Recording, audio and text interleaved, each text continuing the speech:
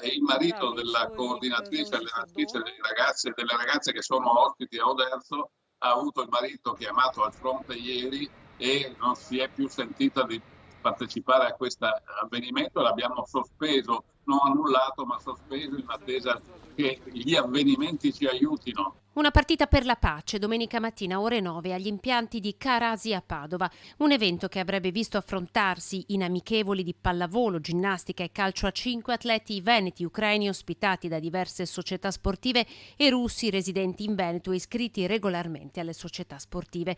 Ma l'evento è stato sospeso. Voleva riunire delegazioni, il sentimento comune, quello dei valori dello sport, ma questa mattina la notizia. La realtà è che gli avvenimenti vanno anche oltre quello che noi auspichiamo, desideriamo. Chiaramente i ragazzi sono qui, le ragazze sono qui, qua, molte sono ragazze, li stiamo aiutando in tutti i modi, ma la loro mente è dall'altra parte. Società sportive e istituzioni che hanno accolto.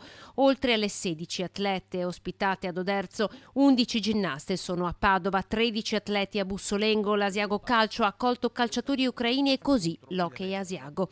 A San Martino di Lupari la pallacanestro femminile ha aperto le porte alle colleghe del volley, mentre la Dinamo di Feltre sta ospitando diversi giovani calciatori. Dal punto di vista dei tesseramenti, delle assicurazioni, delle visite mediche sono state tutte favorite e tutti i ragazzi sono già inseriti fattivamente e organizzativamente nelle realtà che li ospitano, giocano, si divertono e in qualche modo hanno una parentesi di pace all'interno della tragedia che hanno a casa.